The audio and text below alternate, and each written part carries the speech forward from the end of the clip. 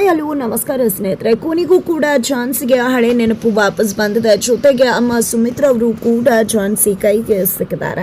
ಹಾಗಿದ್ರೆ ಏನಾಯ್ತು, ಏನ್ ಕಥೆ? ಇಲ್ಲಿ ತುಳಸಿಯ ಆಟಕ್ಕೆ ನಿಜವಾಗೂ ಕೂಡ ಫುಲ್ ಸ್ಟಾಪ್ ಇಡುವುದಕ್ಕೆ ಝಾನ್ಸಿ ಎಂಟ್ರಿ ಕೊಡ್ತಿದ್ದಾರೆ. ಇದೆಲ್ಲವನ್ನ ಕೂಡ ತಿಳ್ಕೊಬೇಕು ಅಂದ್ರೆ ಈಗಲೇ ನಮ್ಮ ಈ ಚಾನಲ್ನ ಸಬ್ಸ್ಕ್ರೈಬ್ ಮಾಡಿ, ಹಾಗೆ ಈ ಒಂದು ವಿಡಿಯೋವನ್ನು ಪೂರ್ತಿಯಾಗಿ ನೋಡೋದನ್ನ ಯಾವುದೇ ಕಾರಣಕ್ಕೂ ಕೂಡ ಮರಿಬೇಡಿ.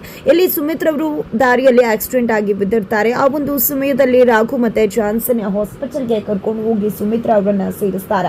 ಆದ್ರೆ ಸುಮಿತ್ರಾ ಅವರ ಮುಂದೆ ನಿಂತಿದ್ರು ಕೂಡ ಇಲ್ಲಿ ಝಾನ್ಸಿಗೆ ಅದು ತನ್ನ ತಾಯಿ ಅನ್ನೋದು ಕಂಡುಹಿಡಿಯೋಕ್ಕಾಗೋದಿಲ್ಲ. ಯಾಕಂದ್ರೆ ಮುಖಕ್ಕೆ ಬ್ಯಾಂಡೇಜ್ ಅನ್ನ ಹಾಕಲಾಗಿರುತ್ತೆ. ಅದೇ ಒಂದು ಕಾರಣಕ್ಕೆ ಝಾನ್ಸಿ ಅಮ್ಮನ ಕಂಡುಹಿಡಿಯೋದ್ರಲ್ಲಿ ಸೋತು ಹೋಗ್ತಾಳೆ. ಇಲ್ಲಿ ಅಮ್ಮನಿಗೆ ಬ್ಲಡ್ ಅನ್ನ ಆಕೆನೆ ಕೊಟ್ಟು ಅಮ್ಮನ ಜೀವವನ್ನ ಕೂಡ ಕಾಪಾಡ್ತಾಳೆ. ಆದ್ರೆ ಇಲ್ಲಿ ರಾಘು ತುಂಬಾ ಚೆನ್ನಾಗಿ ಗೊತ್ತದೆ ಈಕೆಯನ್ನೇ ಪ್ರಣವ್ ಕಿಡ್ನಾಪ್ ಮಾಡೋಕೆ ಹೋಗಿದ್ದು ಅಂತ. ಆದ್ರೆ ಏನಿರಬಹುದು, ಇವ್ರು ಯಾಕೆ ಝಾನ್ಸಿ ಮೇಡಮ್ನ ಭೇಟಿ ಮಾಡೋದಕ್ಕೆ ಬಂದ್ರು, ಇದರಿಂದ ಏನಿದೆ ಸತ್ಯ ಅನ್ನೋದನ್ನ ಪತ್ತೆ ಹಚ್ಚೋಕೆ ಇಲ್ಲಿ ರಾಘು ಮುಂದಾಗಿದ್ದಾನೆ. ಅದರ ಜೊತೆಗೆ ತನ್ನ ತಂಗಿ ಓಡ್ವೆ ಬದಲಾಗಿದೆ. ತನ್ನ ತಂಗಿ ಬಳಿ ಇರ್ತಕ್ಕಂಥದ್ದು ಈಗ ಡೂಪ್ಲಿಕೇಟ್ ಓಡ್ವೆ ಅನ್ನೋ ವಿಷಯ ಕೂಡ ರಾಘುಗೆ ಗೊತ್ತಾಗಿದೆ. ಅದೇ ಕಾರಣಕ್ಕೆ ತನ್ನ ಸ್ನೇಹಿತ ತರುಣ್ ಜೊತೆ ಚಿನ್ನದ ಅಂಗಡಿಗೆ ಹೋಗ್ತಾರೆ. ಸೇಟು ಅಂಗಡಿಗೆ ಹೋಗಿದ ಅದು ಚಿನ್ನನ ಅಲ್ವಾ ಅನ್ನೋದನ್ನ ಚೆಕ್ ಮಾಡಿಸ್ತಾರೆ. ಹೇಗೆ ಹೀಗೆ ಬದಲಾಗೋದಕ್ಕೆ ಸಾಧ್ಯ ಅಂತ ಕೇಳಿದಾಗ ಯಾರು ಬದಲಾಯಿಸಿರ್ಬೋದು ಅನಿಸ್ತದೆ. ಖಂಡಿತವಾಗ್ಲೂ ಇದನ್ನ ಅಂಗಡಿಯವ್ರು ಮೋಸ ಮಾಡಿರ್ಲಿಕ್ಕೆ ಸಾಧ್ಯ ಇಲ್ಲ. ಇಷ್ಟು ದೊಡ್ಡ ಒಂದು ಅಮೌಂಟಿನ ಒಡವೆಯನ್ನ ಮೋಸ ಮಾಡುವುದಿಲ್ಲ. ಬಿಲ್ ಕೂಡ ಕೊಟ್ಟಿದ್ದಾರೆ ಅಂದ್ರೆ ಖಂಡಿತ ಅಂಗಡಿಯವರಿಂದಲ್ಲ ಪ್ರಾಬ್ಲಮ್ ಆಗಿರುವುದು. ಇದು ಯಾರು ಬೇರೆಯವ್ರು ಮಾಡಿರ್ತಕ್ಕಂಥ ಚಾನ್ಸಸ್ ಇದೆ ಅಂತ ಸೇಟುಗೆ ಹೇಳಿದಾಗ ಈ ಕಡೆ ರಾಘುಗೆ ಮತ್ತೆ ತರುಣ್ಗೆ ಯಾರು ಮಾಡಿರ್ಬೋದು ಅಂತ ಅನ್ಸೋಕ್ ಶುರುವಾಗುತ್ತೆ. ಖಂಡಿತ ಇಷ್ಟೊಂದೆಲ್ಲ ಒಡವೆಗಳು ಪೂರ್ತಿಯಾಗಿ ಬದಲಾಗಿದೆ ಅಂದ್ರೆ ಇದು ಸಿಂಪಲ್ ಮ್ಯಾಟರ್ ಅಲ್ಲ. ಖಂಡಿತವಾಗ್ಲೂ ಯಾರೋ ಉದ್ದೇಶದಿಂದಾನೇ ಮಾಡಿರ್ಬೋದು ಅನ್ಸುತ್ತೆ ಅಂತ ಹೇಳಿ ರಾಘು ತರುಣ್ ಹತ್ರ ಹೇಳಿದಾಗ ಈ ಕಡೆ ತರುಣ್ ನನ್ಗೆ ಯಾಕೋ ನಿಮ್ಮ ಚಿಕ್ಕಮ್ಮನ ಮೇಲೇನೆ ಅನುಮಾನ ಅಂತ ಹೇಳ್ತಾರ. ಆಗ ಇಲ್ಲಿ ರಾಘು ಏನ್ ಮಾತಾಡ್ತಿದ್ಯಾ ತರುಣ, ನೀನು ನನ್ನ ಚಿಕ್ಕಮ್ಮ ಬದಲಾಗಿದ್ದಾರೆ, ನನ್ನ ಚಿಕ್ಕಮ್ಮ ಆ ರೀತಿ ಅಲ್ಲ ಅಂದಾಗ ಹೌದಪ್ಪ ನಿಮ್ಮ ಚಿಕ್ಕಮ್ಮ ಈಗ ಬದಲಾಗಿದ್ದಾರೆ, ಆದ್ರೆ ಮೊದಲು ಹೇಗಿದ್ರು ಅನ್ನೋದು ನಿನಗೂ ಕೂಡ ಗೊತ್ತದೆ ಅಲ್ವಾ. ಎಲ್ಲ ತನಗೆ ಬೇಕು ಅನ್ನೋ ಆಸೆ ದುರಾಸೆ ಜಾಸ್ತಿ ಇತ್ತು ಅವ್ರಿಗೆ. ನಿನ್ನ ಬಗ್ಗೆ ಅವರು ಕೇರೆ ಮಾಡ್ತಾ ಇರಲಿಲ್ಲ. ಅದಕ್ಕೋಸ್ಕರ ಏನಾದರೂ ಈ ರೀತಿ ಬದಲಾಯಿಸಿದ್ರೆ ಏನು ಮಾಡೋದು ಅಂತ ತರುಣ್ ಹೇಳೋದಕ್ಕೆ ನೀನು ಹೇಳೋದು ಖಂಡಿತ ಅರ್ಥ ಇದೆ. ನನ್ನ ಚಿಕ್ಕಮ್ಮ ಮೊದಲು ಆ ರೀತಿ ಇರಲಿಲ್ಲ, ಆದರೆ ಇವತ್ತಿನ ಚಿಕ್ಕಮ್ಮನೇ ಬೇರೆ ಅವತ್ತಿನ ಚಿಕ್ಕಮ್ಮನೇ ಬೇರೆ. ಆದರೆ ಅವತ್ತಿನ ಚಿಕ್ಕಮ್ಮ ಕೂಡ ಈ ರೀತಿ ಮಾಡಿರ್ಲಿಕ್ಕೆ ಸಾಧ್ಯ ಇಲ್ಲ. ಯಾಕಂದ್ರೆ ಅದು ಪಲ್ಲವಿ ವಿಷಯದಲ್ಲಿ ಚಿಕ್ಕಮ್ಮ ಆ ರೀತಿ ಮಾಡ್ಲಿಕ್ಕೆ ಆಗತ್ತಾ? ಮಗಳ ವಿಷಯದಲ್ಲಿ ಅವ್ರು ಆ ರೀತಿ ನಡ್ಕೋತಾರ? ಖಂಡಿತವಾಗ್ಲೂ ಇಲ್ಲ ಅಂತ ಹೇಳಿ ರಾಘು ಹೇಳಿದಾಗ ಹೌದು ರಾಘು, ನೀನು ಹೇಳ್ತಿರೋ ಮಾತು ಕರೆಕ್ಟ್ ಆಗಿದೆ. ನಿಮ್ಮ ಚಿಕ್ಕಮ್ಮ ನಿನ್ನ ವಿಷಯದಲ್ಲಿ ಏನೇ ಮಾಡಿದ್ರು ಮಕ್ಕಳ ವಿಷಯದಲ್ಲಿ ಖಂಡಿತ ಆಕೆ ಆ ರೀತಿ ಇರಲಿಲ್ಲ. ಹಾಗಾಗಿ ಅವ್ರ ಮೇಲೂ ಕೂಡ ಡೌಟ್ ಪಡೋದು ತಪ್ಪಾಗುತ್ತೆ. ಹಾಗಿದ್ರೆ ಹೇಗೆ ಇದೆಲ್ಲ ಆಗಿರ್ಬೋದು, ಒಂದು ಕೂಡ ಅರ್ಥ ಆಗ್ತಿಲ್ವಲ್ಲ ಅಂತ ತರುಣ್ ಹೇಳಿದಾಗ ಹೌದು ಹೇಗಾಗಿದೆ ಅನ್ನೋದನ್ನೇ ಪತ್ತೆ ಹಚ್ಚಬೇಕಾಗಿರೋದು ಇವಾಗ. ಆದರೆ ಇನ್ನು ಮುಂದೆ ನನ್ನ ಚಿಕ್ಕಮ್ಮನ ಬಗ್ಗೆ ಈ ರೀತಿ ಮಾತಾಡಬೇಡ ತರುಣ. ನನ್ನ ಚಿಕ್ಕಮ್ಮ ಇವತ್ತು ತುಂಬ ಅಂದರೆ ತುಂಬ ಬದಲಾಗಿದ್ದಾರೆ. ಯಾಕೆ ಹೇಳು, ಈ ಒಂದು ವಿಷಯವನ್ನು ಅವರು ನನ್ನ ಹತ್ರ ಕೂಡ ಹೇಳಿದೆ. ಅವರೇ ಇದನ್ನು ಸಾರ್ಟ್ ಔಟ್ ಮಾಡೋಕೆ ಕೂಡ ನೋಡಿದ್ರು ಅಂತ ಹೇಳಿ ರಾಘು ಹೇಳ್ತಾರೆ. ತದನಂತರ ಇತ್ತ ಕಡೆ ಝಾನ್ಸಿಗೆ ಡಾಕ್ಟರ್ ಕಾಲ್ ಮಾಡಿದ್ದಾರೆ. ಯಾಕಂದರೆ ಸುಮಿತ್ರಾ ಅವರು ನನ್ನ ಮಗಳನ್ನ ನೋಡಲೇಬೇಕು ಅಂತ ಹಠ ಹಿಡಿದಿದ್ರು. ಯಾಕಂದರೆ ಅವರ ಮಗಳು ಅಳಿಯನೇ ಬಂದು ಅವರನ್ನು ಹಾಸ್ಪಿಟಲ್ ಸೇರಿಸಿದ್ದಾರೆ ಅಂತ ಅವರು ಅಂದ್ಕೊಂಡಿದ್ದಾರೆ. ಅದೇ ಕಾರಣಕ್ಕೆ ತನ್ನ ಮಗಳನ್ನ ನೋಡಬೇಕು ಅಂತ ಹೇಳಿ ಹೇಳಿದಾಗ ಡಾಕ್ಟರ್ ಅವರು ಝಾನ್ಸಿಗೆ ಕಾಲ್ ಮಾಡಿ ಝಾನ್ಸಿಯನ್ನು ಕರೀತಾರೆ. ಝಾನ್ಸಿ ಕೂಡ ಅವರ ಮಗಳನ್ನ ಹುಡ್ಕೊಡ್ಬೇಕು ಅಂತ ತೀರ್ಮಾನ ಮಾಡಿರೋದ್ರಿಂದ ಡಾಕ್ಟರ್ ಹೇಳಿದ ತಕ್ಷಣ ಹಾಸ್ಪಿಟಲ್ಗೆ ಹೋಗ್ತಾರೆ. ನನ್ನ ಮಗಳನ್ನ ಯಾವಾಗ ನೋಡ್ತೀನಪ್ಪ, ಕೊನೆಗೂ ನನ್ನ ಮಗಳು ಅಳಿಯ ನನ್ನ ಮುಂದೆ ಬಂದಿದ್ದಾರೆ, ಅವರೇ ನನ್ನ ಜೀವ ಕಾಪಾಡಿದ್ದಾರೆ, ನಿಜಕ್ಕೂ ನನ್ನ ಮಗಳನ್ನ ನಾನು ನೋಡಬೇಕು ಅಂತ ಕನವರಿಸಿ ಆಕೆ ಕಾಯ್ತಿರ್ತಾರೆ. ಬಟ್ ಅಷ್ಟರಲ್ಲಿ ಡಾಕ್ಟರ್ ಹತ್ರ ಹೋಗಿ ಝಾನ್ಸಿ ಮಾತಾಡಿ ಬರಬೇಕಿದ್ರೆ ತನ್ನ ಒಂದು ಕುತೂಹಲವನ್ನು ತಡ್ಕೊಳ್ಳೋಕ್ಕಾಗದಿರೋ ಸುಮಿತ್ರಾ ಅವರು ಹೊರಗಡೆನೆ ಬಂದು ನೋಡ್ತಾರೆ. ಆಗ ಅಲ್ಲಿ ಬರ್ತಿರೋದನ್ನು ನೋಡಿದ್ದೆ ಸುಮಿತ್ರಾ ಅವರು ಹಾಗೆ ಹಿಂಬದಿಯಿಂದ ಈ ಕಡೆ ಬಂದ್ಬಿಡ್ತಾರೆ. ಬಿಕಾಸ್ ಇಲ್ಲಿ ಬರ್ತಿರೋದು ಝಾನ್ಸಿ ಅನ್ನೋದು ಅವ್ರಿಗೆ ಗೊತ್ತಾಗುತ್ತೆ. ಆಕೆ ತನ್ನ ಮಗಳಲ್ಲ, ಆಕೆ ತುಳಸಿ ಅವರ ಮಗಳು ಅಂತ ಹೇಳಿ ಅವರು ಅನ್ಕೊಂಡ್ಬಿಟ್ಟಿದ್ದಾರೆ. ಯಾಕಂದರೆ ತುಳಸಿ ಅವರು ಅವತ್ತು ನಿನ್ನ ಮಗಳು ಅಂತ ಹೇಳಿ ಬೇರೆಯವ್ರನ್ನ ಯಾರನ್ನು ಸುಮಿತ್ರಾ ಅವ್ರಿಗೆ ತೋರಿಸಿದ್ರು. ಆದರೆ ಮನೆಗೆ ಹೋದಾಗ ಝಾನ್ಸಿ ತುಳಸಿ ಅವರ ಮನೇಲಿ ಇದ್ದದನ್ನು ನೋಡಿದಂತಹ ಸುಮಿತ್ರಾ ಅವ್ರಿಗೆ ಅನಿಸಿದ್ದು ಒಂದೇ, ಝಾನ್ಸಿ ಆ ತುಳಸಿ ಮಗಳು ಅನ್ನೋದು. ಅದೇ ಕಾರಣಕ್ಕೆ ಈಗಲೂ ಕೂಡ ಆಕೆನೆ ನನಗೆ ಮಗಳು ಅಂತ ಸುಳ್ಳು ಹೇಳಿ ಇಲ್ಲಿ ನನ್ನ ಕರ್ಕೊಂಡು ಆ ಗೋಡನಿಗೆ ಕರ್ಕೊಂಡು ಹೋಗೋದಕ್ಕೆ ಬರ್ತಿದ್ದಾಳೆ. ಇಲ್ಲ, ಯಾವುದೇ ಕಾರಣಕ್ಕೂ ಕೂಡ ಇವಳ ಉದ್ದೇಶವನ್ನು ಈಡೇರಿಸಬಾರ್ದು. ನಾನು ಅಮ್ಮ ಮಗಳು ಇಬ್ಬರು ಒಂದೇನೆ. ನನ್ನನ್ನೇ ಸುಳ್ಳು ಕಣ್ಣಿಗೆ ಮಣ್ಣೆರಚಿ ನನ್ನ ಮಗಳು ಅನ್ನೋ ರೀತಿಯಲ್ಲಿ ಬಂದು ನನ್ನ ಕರ್ಕೊಂಡು ಹೋಗೋಕ್ಕೆ ಬಂದಿದ್ದಾಳಲ್ಲ, ಇವಳಿನ ಮನುಷ್ಯ ರಾಕ್ಷಸಿಗೆ ಹಾಗೆ ಹೀಗೆ ಅಂತ ಅಂದ್ಕೊಂಡಿದ್ದೆ.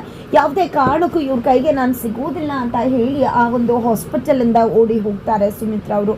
ಈ ಕಡೆ ಝಾನ್ಸಿ ಸುಮಿತ್ರಾ ಅವ್ರನ್ನ ನೋಡೋದಕ್ಕೆ ಅಂತ ಬರ್ತಾರೆ. ನೋಡೋಕೆ ಬಂದ ತಕ್ಷಣ ಅಲ್ಲಿ ಸುಮಿತ್ರಾ ಅವರು ಇರುವುದಿಲ್ಲ.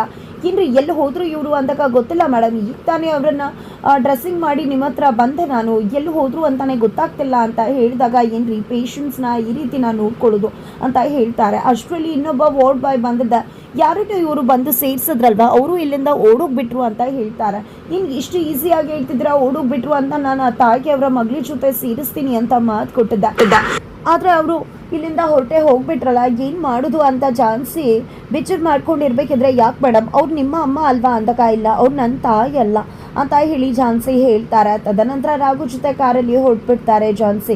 ಇತ್ತ ಕಡೆ ಪ್ರಣವ್ ಅಮ್ಮನ ಹತ್ರ ಬಂದಿದೆ, ಮೌಮ ಝಾನ್ಸಿ ಯಾರಿಗೂ ಆಕ್ಸಿಡೆಂಟ್ ಆಯಿತು, ನಾನು ಹಾಸ್ಪಿಟಲ್ಗೆ ಸೇರಿಸಿದೆ ಅಂತ ಹೇಳ್ತಿದ್ಲಲ್ವ, ಅದು ಬೇರೆ ಯಾರೂ ಅಲ್ಲ ಮಾಮ್, ಅವರಮ್ಮ ಸುಮಿತ್ರಾನೇ ಅಂದಾಗ ನಿಜಕ್ಕೂ ತುಳಸಿ ಅವರಿಗೆ ಶಾಕ್ ಆಗುತ್ತೆ. ಏನು ಮಾತಾಡ್ತಿದ್ಯಾ ನೀನು ಅಂದಾಗ, ಹೌದು ಮೌಮ್, ನಿಜಕ್ಕೂ ನಾನು ನಮ್ಮ ಕಡೆಯವ್ರನ್ನ ಬಿಟ್ಟಿದ್ದೆ, ಆಗ ಅವರು ಹಾಸ್ಪಿಟಲ್ಗೆ ಹೋಗಿ ಫೋಟೋ ಕಳಿಸಿದ್ರು, ಅವಾಗ ಗೊತ್ತಾಯಿತು. ಆದರೆ ಅವಳು ಅವರನ್ನು ನೋಡಿರ್ಲಿಕ್ಕಿಲ್ಲ ಅನ್ಸುತ್ತೆ, ಯಾಕಂದರೆ ಅವ್ರಿಗೆ ಮುಖಕ್ಕೆ ಬ್ಯಾಂಡೇಜ್ ಆಗಿತ್ತು, ಹಾಗಾಗಿ ಅವಳು ಅಮ್ಮನ ಕಂಡುಹಿಡಿಯೋಕ್ಕಾಗಿಲ್ಲ ಅಂದಾಗ, ಒಳ್ಳೆ ಕೆಲಸ ಮಾಡಿದೆ, ಖಂಡಿತವಾಗ್ಲೂ ಅವಳು ಕಂಡುಹಿಡ್ತಿದ್ರೆ ನಮ್ಮ ಕತೆ ಇಷ್ಟೊತ್ತಿಗೆ ಮುಗ್ದೇ ಹೋಗಿರ್ತಿತ್ತು, ಏನಾದರೂ ಮಾಡಲೇಬೇಕು ನಾವು, ಎಲ್ಲಿದ್ದಾಳೆ ಅವಳನ್ನು ಹುಡುಕ್ಸು ಅಂತ ಹೇಳಿ ತುಳಸಿ ಅವರು ಹೇಳ್ತಾರೆ. ಖಂಡಿತ ಮೊಮ್ಮ ನಾನು ಹುಡುಕಿಸ್ತೀನಿ ಅಂತ ಪ್ರಣವ್ ಹೇಳಿದಾಗ, ಈ ವಿಷಯ ಎಲ್ಲ ನಿನಗೆ ಗೊತ್ತಾಯಿತು ಅಂತ ತುಳಸಿ ಅವರು ಕೇಳಿದ್ದಕ್ಕೆ, ಇಲ್ಲಿ ಝಾನ್ಸಿ ಕಾರಲ್ಲಿ 7 days ಒಂದು ಬ್ಯಾಟ್ರಿ ಇರೋ ಫೋನ್ ಇಟ್ಟಿದ್ದೀನಿ, ಅದ್ರ ಮುಖಾಂತರ ನನಗೆ ಲೈವ್ ಲೊಕೇಶನ್ ಎಲ್ಲವೂ ಕೂಡ ಗೊತ್ತಾಗುತ್ತೆ, ಅವರು ಮಾತಾಡ್ತಿರೋ ಮಾತು ಕೂಡ ಕೇಳಿಸುತ್ತೆ ಅಂತ ಹೇಳ್ತಾರೆ. ಈ ಕಡೆ ರಾಘು ಮತ್ತು ಝಾನ್ಸಿ ಇಬ್ಬರು ಕೂಡ ಕಾರಲ್ಲಿ ಹೋಗ್ಬೇಕಿದ್ರೆ ಮಾತಾಡ್ತಿರ್ತಾರೆ. ಈ ಕಡೆ ಸುಮಿತ್ರಾ ಅವರು ಓಡಿ ಹೋಗಿದ್ದಾರೆ ಅನ್ನೋದು ರಾಘುಗೂ ಗೊತ್ತಾಗುತ್ತೆ. ಯಾಕೆ ಈ ರೀತಿ ಮಾಡಿದ್ರು, ಯಾರು ಇರ್ಬೋದು ಅವರು, ಪ್ರಣವ್ ಯಾಕೆ ಹಿಂದೆ ಬಿದ್ದಾನೆ, ಏನಾದರೂ ತಿಳ್ಕೊಳ್ಳೇಬೇಕಲ್ಲ ಅಂತ ರಾಘು ಅನ್ಕೋತಾರೆ. ನಂತರ ಇಲ್ಲಿ ಝಾನ್ಸಿ ತಾನು ಚಿಕಿತ್ಸೆಗೆ ಹೋಗ್ತಿರೋ, ಥೆರಪಿಗೆ ಹೋಗ್ತಿರೋ ವಿಷಯವನ್ನು ಪ್ರಸ್ತಾಪ ಮಾಡ್ತಾಳೆ. ಇಲ್ಲಿ ತುಳಸಿ ಮತ್ತು ಪ್ರಣವ್ ಇಬ್ಬರು ಕೂಡ ಅದನ್ನು ಕೇಳಿಸ್ಕೋತಾರೆ. ಇಲ್ಲಿ ತನಗೆ ನೆನಪಿನ ಶಕ್ತಿ ಮತ್ತೆ ವಾಪಸ್ ಬರುತ್ತೆ ಅಂತ ರಾಘುಗೆ ಹೇಳಿದೆ, ಹಾಸ್ಪಿಟಲ್ ಹತ್ರಕ್ಕೆ ಹೋಗ್ತಾಳೆ. ಈ ಕಡೆ ತುಳಸಿ ಮತ್ತು ಪ್ರಣವ್ ಇಬ್ಬರು ಕೂಡ ಮೊದಲು ಹೋಗಿ ಅದನ್ನು ತಡಿಬೇಕು, ಯಾವುದೇ ಕಾರಣಕ್ಕೂ ಆ ಚಿಕಿತ್ಸೆ ಪೂರ್ತಿ ಮುಗಿಬಾರ್ದು, ಸಕ್ಸಸ್ಫುಲ್ ಆಗಬಾರ್ದು, ಇಲ್ಲಾಂದರೆ ಅವ್ರಿಗೆಲ್ಲ ನೆನಪು ಬರುತ್ತೆ ಅಂತ ಯೋಚನೆ ಮಾಡಿದೆ. ಇಲ್ಲಿ ಪ್ರಣವ್ನನ್ನು ಹಾಸ್ಪಿಟಲ್ಗೆ ಕಳಿಸಿದ್ದಾರೆ. ಇತ್ತ ಕಡೆ ಝಾನ್ಸಿ ಒಳಗಡೆ ಹೋಗಿದ್ದೆ, ಡಾಕ್ಟರ್ ಕೂಡ ಹೇಗೆ ನಾನು ಇದನ್ನು ಮಾಡ್ತೀನಿ ಅನ್ನೋದನ್ನು ಎಕ್ಸ್ಪ್ಲೈನ್ ಮಾಡ್ತಾರೆ. ಜೊತೆಗೆ ನಿನಗೆ ನಾನು ಪ್ರಶ್ನೆಗಳನ್ನ ಕೇಳಿದಾಗ ಏನೇನಾಗಿದೆ ಅನ್ನೋದನ್ನು ನೀನು ಹೇಳ್ತೆ, ಸಬ್ಕಾನ್ಷಿಯಸ್ ಮೈಂಡಿಂದ ಎಲ್ಲವನ್ನ ಕೂಡ ರೆಕಾರ್ಡ್ ಮಾಡ್ಕೋತೀನಿ. ನಂತರ ನಿನಗೆ ಪ್ರಜ್ಞೆ ಬಂದ ನಂತರ ಅದು ನೆನಪಿರ್ಬೋದು, ನೆನಪಿಲ್ಲದೆ ಇರ್ಬೋದು, ನೀನು ಎದ್ದ ತಕ್ಷಣ ಸಬ್ಕಾನ್ಷಿಯಸ್ ಮೈಂಡಲ್ಲಿ ಅದು ಎಲ್ಲ ನೆನಪಿರುತ್ತೆ, ಒಮ್ಮೆ ಗಂಟೆ ಶಬ್ದ ಕೇಳಿಸಿದ ತಡ ನಿನಗೆಲ್ಲ ಮರ್ತು ಹೋಗ್ಬಿಡತ್ತೆ ಅಂತ ಕೂಡ ಹೇಳ್ತಾರೆ. ಬಟ್ ನಿನಗೆ ವಿಡಿಯೋ ತೋರಿಸ್ತೀನಿ, ಅದನ್ನು ನೋಡಿದ್ಮೇಲೆ ನಿನಗೆ ನಡೆದಿರೋ ಎಲ್ಲ ವಿಷಯಗಳು ಕೂಡ ಗೊತ್ತಾಗೋ ಚಾನ್ಸ್ ಇರುತ್ತೆ ಅಂತ ಕೂಡ ಇಲ್ಲಿ ಡಾಕ್ಟರ್ ಝಾನ್ಸಿಗೆ ಹೇಳ್ತಿದ್ದಾರೆ. ಯಾವ ಒಂದು ಪದ್ಧತಿ ಪ್ರಕಾರ ನಿನಗೆ ಮಾಡಿದ್ವೋ ಅದೇ ಪದ್ಧತಿ ಪ್ರಕಾರ ನಿನ್ನ ಆ ಒಂದು ಸಬ್ಕಾನ್ಷಿಯಸ್ ಮೈಂಡಿಂದ ಹೊರಗಡೆ ತಂದರೂ ಕೂಡ ನಿನಗೆಲ್ಲ ನೆನಪಿರುತ್ತೆ ಅಂತ ಕೂಡ ಡಾಕ್ಟರ್ ಹೇಳ್ತಾರೆ. ನಂತರ ಇಲ್ಲಿ ಝಾನ್ಸಿಯನ್ನು ಡಾಕ್ಟರ್ ಪ್ರಶ್ನೆ ಮಾಡೋದಕ್ಕೆ ಶುರು ಮಾಡ್ಕೋತಾರೆ. ಏನು ನಿನ್ನ ಬದುಕಲ್ಲ ಆಗಿತ್ತು ಎಲ್ವನ್ನು ಅಂತ ಕೇಳ್ತಿದ್ದಾರೆ.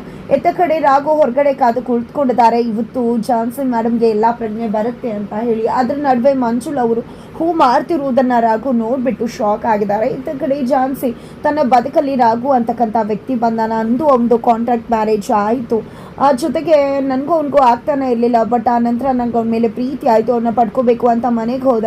ನಂತರ ಅವನಿಗೂ ನನ್ನ ಮೇಲೆ ಪ್ರೀತಿ ಆಯಿತು. ಆದರೆ ಅನಿತಾ ಅಂತಕ್ಕಂಥ ಆಕೆ ರಾಘು ನನಗೋಸ್ಕರ ಆಕೆಯನ್ನು ಬಿಟ್ಟು ಬಂದ ಅದೇ ಟೈಮಲ್ಲಿ ನಂಗೆ ಆಕ್ಸಿಡೆಂಟ್ ಆಯಿತು ಅನ್ನೋ ಎಲ್ಲ ವಿಷಯವನ್ನು ಹೇಳ್ತಾಳೆ ಝಾನ್ಸಿ. ಎಲ್ಲವೂ ಕೂಡ ರೆಕಾರ್ಡ್ ಆಗಿದೆ. ಬಟ್ ಅದನ್ನು ಸಕ್ಸಸ್ಫುಲ್ಲಾಗಿ ಕಂಪ್ಲೀಟ್ ಮಾಡಬಾರ್ದು ಅನ್ನೋ ಕಾರಣಕ್ಕೆ ಅಲ್ಲಿಗೆ ಪ್ರಣವ್ ಬಂದಿದೆ, ಬೆಲ್ಲು ಹೊಡೆದ್ಬಿಡ್ತಾರೆ. ಹಾಗಾಗಿ ಸಬ್ಕಾನ್ಷಿಯಸ್ ಮೈಂಡಿಂದ ಆಚೆ ಬಂದಂಥ ಝಾನ್ಸಿಗೆ ಯಾವುದು ಕೂಡ ಅಷ್ಟಾಗಿ ನೆನಪಿರುವುದಿಲ್ಲ. ಬಟ್ ಅಲ್ಲಿ ರೆಕಾರ್ಡ್ ಆಗಿರೋ ವಿಡಿಯೋನ ನೋಡಿದ್ರೆ ಖಂಡಿತ ಝಾನ್ಸಿಗೆ ರಾಘುನೇ ತನ್ನ ಗಂಡ ಅನ್ನೋ ಸತ್ಯ ಗೊತ್ತಾಗುತ್ತೆ. ಅಂತ ಕಡೆ ಅಮ್ಮನ ಕೂಡ ಹುಡುಕೋ ಪ್ರಯತ್ನಕ್ಕೆ ಆಕೆ ಮುಂದಾಗ್ತಾಳೆ.